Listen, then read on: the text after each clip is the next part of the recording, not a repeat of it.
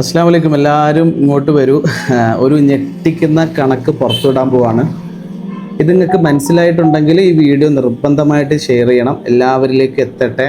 അത്തരം ഒരു അടിപൊളി കണക്കാണ്. നമ്മളുടെ കണ്ണിൽ പൊടി ഇട്ടുകൊണ്ടിരുന്ന ഒരു സാധനമാണ്. ഞാൻ സ്ക്രീനിൽ കാണിക്കാം. മറ്റേണൽ ഡെത്തിൻ്റെ ഫാക്ട് ഷീറ്റാണ് നിങ്ങളിപ്പോൾ സ്ക്രീനിൽ കണ്ടുകൊണ്ടിരിക്കുന്നത്. അവിടെ ഈ പോയിന്റ് ഒന്ന് നോക്കൂ. 14% മറ്റേണൽ ഡെത്ത് മനസ്സിലായോ? മാതൃമരണങ്ങൾ, ഗർഭാവസ്ഥയിൽ സ്ത്രീ മരിക്കുക, അല്ലെങ്കിൽ പ്രസവവുമായി ബന്ധപ്പെട്ട് സ്ത്രീ മരിക്കുക.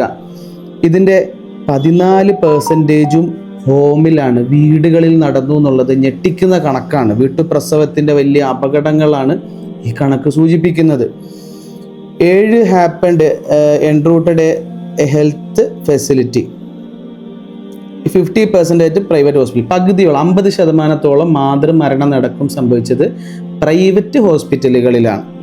23% പബ്ലിക് ഹോസ്പിറ്റലുകളിൽ, പബ്ലിക് ഹെൽത്ത് കെയർ ഫെസിലിറ്റിയിലായിരിക്കും. അതുകൊണ്ടായിരിക്കും പബ്ലിക് എന്ന് കൊടുത്തിട്ടുള്ളത്. അപ്പോൾ അതൊക്കെ പോട്ടെ, 50-23% പോട്ടെ. 14% വീട്ടിൽ പ്രസവവുമായി ബന്ധപ്പെട്ട് മരണങ്ങൾ നടക്കുക എന്നുള്ളത് ചെറിയ കണക്കാണോ? തീർച്ചയായും. അപ്പോൾ അത്തരം കാര്യങ്ങളെ നിരുത്സാഹപ്പെടുത്തേണ്ടതെന്ന് ചോദിക്കുന്നവരാണ്. ബാക്കി കണക്ക് കൂടി നോക്കാം. എന്താണ് ഈ 14%-ൻ്റെ യാഥാർത്ഥ്യം?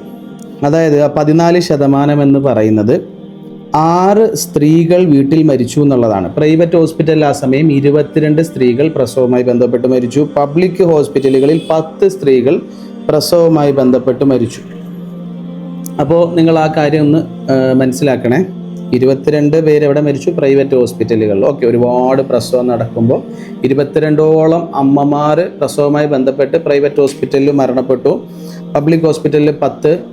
പടച്ചവൻ അവർക്കെല്ലാം ശരിയായ രീതിയിൽ, പടച്ചവന് തൃപ്തികരമായ രീതിയിലുള്ള മരണമാക്കി സ്വീകരിച്ച് അവർക്ക് പരലോകം സന്തോഷമാകുന്ന അവസ്ഥയിലുള്ള മരണമായി സ്വീകരിക്കട്ടെ എന്ന് പ്രാർത്ഥിക്കുകയാണ്. ഇനി 6 ഹോം എന്ന് കൊടുത്തിട്ടുള്ളത്. വീട്ടിൽ എത്ര എണ്ണമാണ്? 6. നിസ്സാര കാര്യമല്ല. ഇനി ആ കണക്കിൻ്റെ യാഥാർത്ഥ്യമാണ് തൊട്ട് താഴെ നിങ്ങൾ കാണുന്നത്.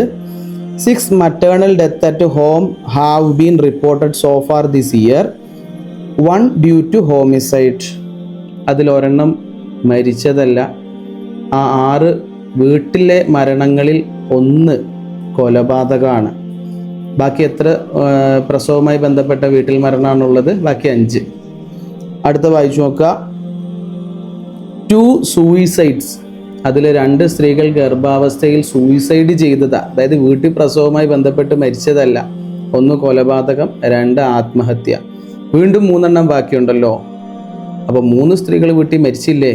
വീട്ടിൽ പ്രസവം അത്ര അപകടമല്ലേ? നോക്കാം. And 3 caused by a recent landslide disaster in Wayanad district. ഇതാണ് ഇതിൻ്റെ യാഥാർത്ഥ്യം. 3 സ്ത്രീകൾ ബാക്കി മരിച്ചത് വയനാട്ടിലെ ഉരുൾപൊട്ടലുമായി ബന്ധപ്പെട്ടാണ്. അപ്പോൾ കണക്കിൻ്റെ വാസ്തവത്തിലേക്ക് വന്നാൽ വീട്ടു പ്രസവവുമായി ബന്ധപ്പെട്ട് ആ കാലയളവിലെ മരണം 0. പക്ഷേ ഇവിടെ കണക്ക് അവതരിപ്പിച്ചിരിക്കുന്നത് വീട്ടിൽ പ്രസവവുമായി ബന്ധപ്പെട്ട ആളുകൾ മരിച്ചതിൻ്റെ എണ്ണം 6. മനസ്സിലായില്ലേ? സൂയിസൈഡ് ചെയ്തതും കൊലപാതകവും ലാൻഡ് സ്ലൈഡിൽ മരിച്ചതിനെല്ലാം എവിടെയാണ് പെടുത്തുക? വീട്ടിൽ പ്രസവവുമായി ബന്ധപ്പെട്ടുള്ള മരണം എന്ന ലിസ്റ്റിൽ പെടുത്തിയിട്ട് ഇപ്പോൾ മറ്റേണൽ മോർട്ടാലിറ്റി വീട്ടിൽ പ്രസവത്തിൽ കൂടുതലാണെന്ന് അവതരിപ്പിക്കുന്ന ഒരു കള്ളക്കണക്കല്ലേ? ഈ കണക്കിൻ്റെ യാഥാർത്ഥ്യത്തിലേക്ക് എത്തിയാൽ ഏറ്റവും സേഫായിട്ട് പ്രസവിക്കാൻ പറ്റിയ സ്ഥലം വീടാണ്. അഥവാ ഈ കാലയളവിൽ വീട്ടിൽ പ്രസവവുമായി ബന്ധപ്പെട്ട് ഒരു സ്ത്രീ പോലും മരിച്ചതായി അൽഹംദുലില്ലാഹ് അള്ളാഹുവിൻ്റെ അനുഗ്രഹം കൊണ്ട് ഒരു റിപ്പോർട്ടും ഇല്ല.